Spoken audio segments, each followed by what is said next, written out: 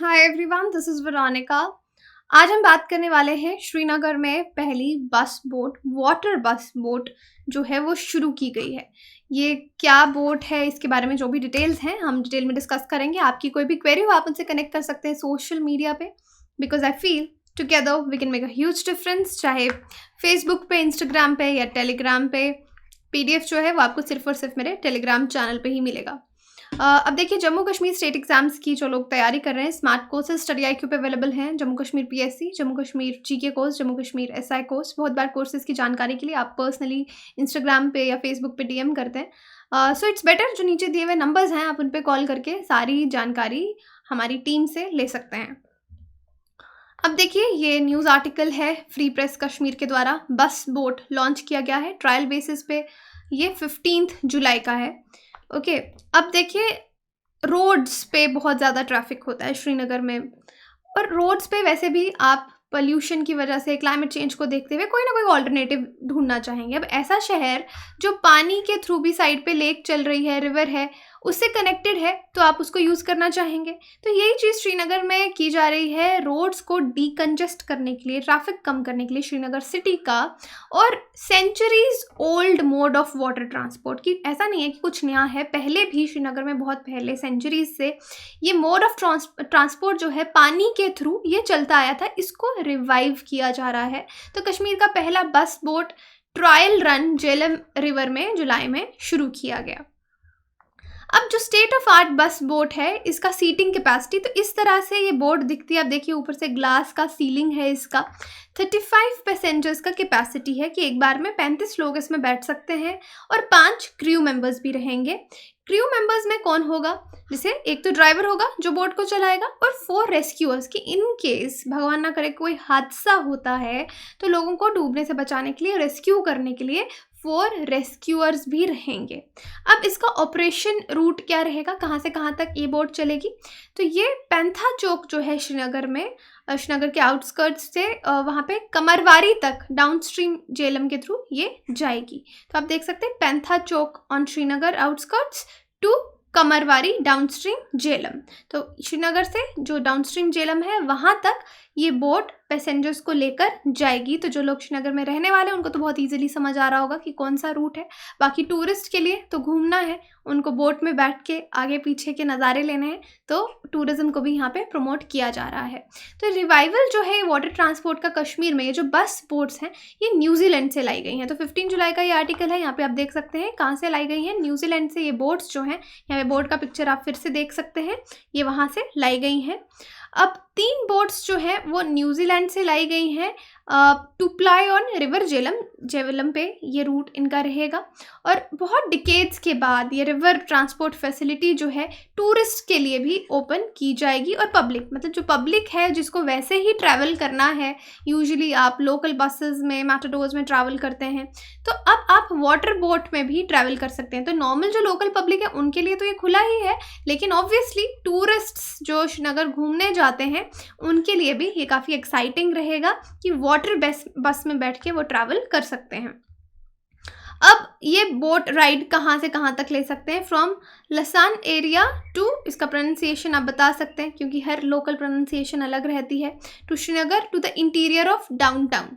और जो lieutenant governor हैं जम्मू कश्मीर के, उन्होंने इस इनिशिएटिव को बहुत ज़्यादा पुश किया है टूरिज्म डिपार्टमेंट के साथ भी, ताकि टूरिस्ट भी इस बोट को यूज़ करें। और ये चीपेस्ट मोड ऑफ ट्रांसपोर्ट रहेगा। नॉर्मल जो आप पब्लिक ट्रांसपोर्ट को पे कर रहे हैं रोड्स के थ्रू जाने से, यहाँ पे आपके पैसे कम लेंगे, थोड़ा चीपेस्ट मोड ऑफ ट्रांसपोर्ट रहेगा। अब जिस तरह से बोट मैंने आपको दिखा दिया, आगे मैंने पिक्चर नहीं डाली, तो ये बोट आपको 2-3 जगह आपने देख ली है। ये इस तरह का स्ट्रक्चर है इस बोट का, ग्लास सीलिंग जैसे आपको दिख रही है। फ्रंट से भी आप बोट का स्ट्रक्चर देख सकते हैं। ये जो रेस्क्यूअर्स हैं ऐसे पीछे खड़े हैं।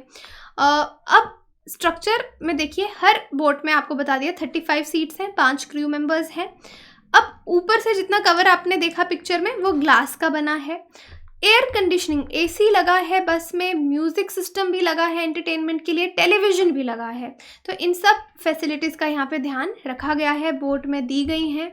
टूरिस्ट के लिए अट्रैक्शन बने, इसीलिए ये extra facilities, music system, television यहाँ पे रखा गया है। टूरिस्ट और लोकल्स को ये अवेलेबल रहेगा।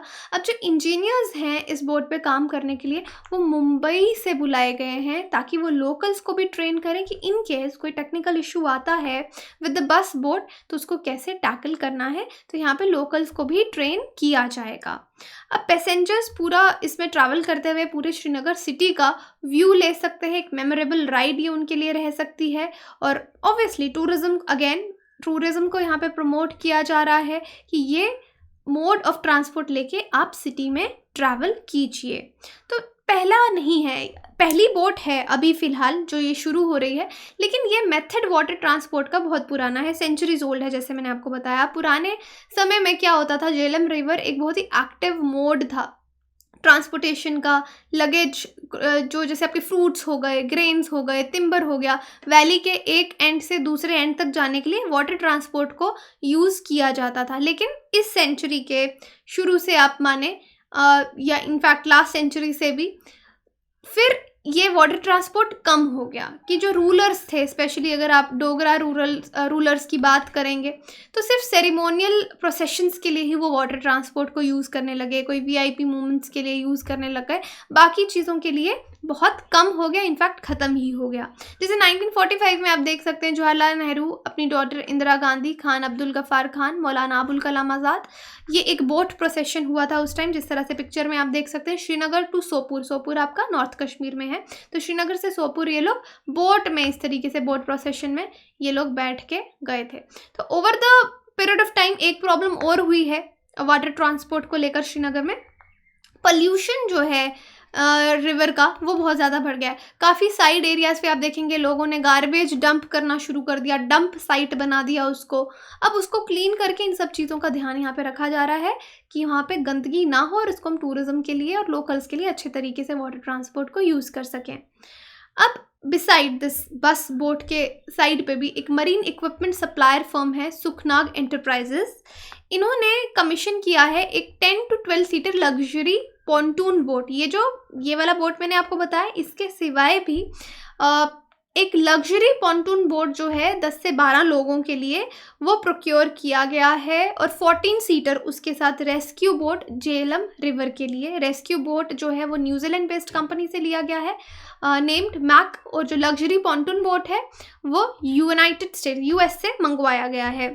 अब ये जो इंट्रोडक्शन है लग्जरी बोट की श्रीनगर में, ये एक स्कीम चल रही है सेंट्रल गवर्नमेंट की, स्वदेश दर्शन सेंट्रल गवर्नमेंट की स्कीम है, उसका एक पार्ट है जिसको प्राइम मिनिस्टर डेवलपमेंट प्रोग्राम ने फंड किया है। अब इसका एम क्या है इस लग्जरी बोट को लाने का, कि थीम बेस्ड इंफ्रास्ट्रक्चर टूरिज्म को डेवलप किया जा रहा है, बूस्ट किया जा रहा है। इसमें आपका रिवर झेलम कश्मीर का भी आता है, तो उसको बूस्ट करने के लिए इस स्कीम के अंदर ये लग्जरी बोट जो है वो कमीशन करवाई गई है। अब ये स्वदेश दर्शन स्कीम क्या है आप सोच रहे होंगे, यहाँ पे इन्होंने government of India, ministry of tourism ने डिसाइड किया है, इस स्कीम को लॉन्च किया 2014-15 से ये स्कीम आपकी चल रही है। ऑब्जेक्टिव इस स्कीम का ये था कि हम theme based tourist circuits country में बनाएंगे। तो उस टाइम 14-15 में ये न्यूज़ बहुत फेमस हुई थी, और ये स्कीम भी कि theme based tourist circuits country में बनाए जाएंगे, जहाँ पे उन एरियाज़ में हाई टूरिस्ट वैल्यू होगी, कॉम्पिटिटिवनेस होगी, सस्टेनेबिलिटी होगी। अल्टीमेटली आप समझ लें, इन शॉर्ट टूरिज्म को बूस्ट करने के लिए थीम बेस्ड टूरिज्म एरिया बनाए गए कि वहाँ पे फंड्स देंगे ताकि टूरिज्म और लोग वहाँ पे अट्रैक्ट हों। अब इसके सेलिएंट फीचर्स क्या हैं, ये स्कीम 100% सेंट्रली फंडेड है। CSR अगर फंड करना चाहती है तो उसके लिए भी वॉलंटरी फंडिंग के लिए ओपन है, कॉर्पोरेट सोशल रिस्पॉन्सिबिलिटी। और इंडिविजुअल प्रोजेक्ट जो है स्टेट टू स्टेट वो डिफ़र करेगा कि कहाँ पे कितना फ़ंड चाहिए। Project reports, project management consultant जो है वो देखेगा। अब सिग्निफिकेंस क्या है इस स्कीम का, एक तो है टूरिज़्म बूस्ट करेंगे आप, उससे टूरिज़्म इकोनॉमी को फ़ायदा होगा। क्रिटिकल इंफ्रास्ट्रक्चर जो है वो आपका डेवलप होगा, आपके इस तरह के प्रोजेक्ट शुरू होंगे जो अच्छा रेवेन्यू देंगे, पॉजिटिव एनहांसमेंट होगा, ओवरऑल टूरिस्ट को भी मज़ा आएगा ये सब चीज़ें एक्सपीरियंस करने में। जो इंक्रीज फुटफॉल है इन एरियाज़ में, रेवेन्यू और एम्प्लॉयमेंट दोनों इंक्रीज होंगे, क्योंकि जहाँ पे टूरिस्ट ज़्यादा आएंगे वहाँ का रेवेन्यू तो जनरेट होगा, वहाँ के लोकल्स को भी बहुत ज़्यादा एम्प्लॉयमेंट मिलेगी। राइट। तो ये इस स्कीम का सिग्निफिकेंस था। तो बाकी आज अपने वाटर बस के बारे में देखा और एक पुरानी सेंट्रल की स्कीम है, सेंट्रली स्पॉन्सर्ड स्कीम है। स्कीम का नाम क्या है फिर से देख लीजिए, स्वदेश दर्शन स्कीम 1415 में आई थी, उसको भी आपने रिवाइज कर लिया इस लेक्चर में। अब देखिए यहाँ पे सवाल है आपके लिए, which river is known as Vitasta in Sanskrit? Jhelum, Ravi, Chenab, Indus.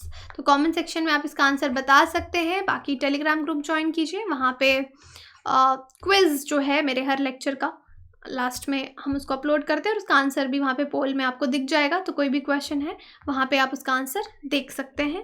बाकी आप हमारी वेबसाइट विजिट कर सकते हैं, एप्लीकेशन डाउनलोड कर सकते हैं, कोर्सेज, स्मार्ट कोर्सेज EMI पे अवेलेबल हैं। So it will be better, call के लिए नंबर दिया रहता है, आप उस पर कॉल करके डिटेल में सारी जानकारी कोर्सेज के बारे में ले सकते हैं। Thank you so much.